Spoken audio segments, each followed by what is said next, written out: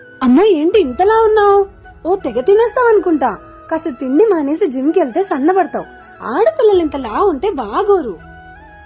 ఏంటమ్మా ఇంత సన్నగా పేలగా ఉన్నావు? అసలు తింటావా?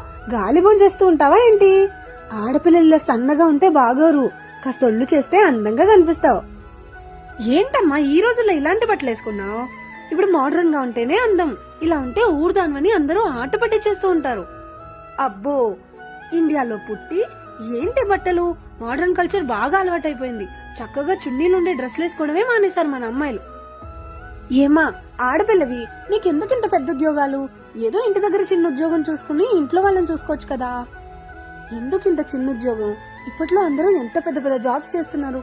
ఇలా చిన్నగా చేసుకుంటే నీకేం ఆనందం? ఎప్పుడు అలా ఇంట్లో కూర్చోకపోతే కాసేపు బయటకు వెళ్ళాలా, బయట తిరిగి వాళ్ళతో వీళ్ళతో కలిసి రావచ్చు కదా. ఎప్పుడు బయట తిరగడమేనా? అసలు ఇంట్లో ఉండడమే రాదు. ఆడపిల్లలు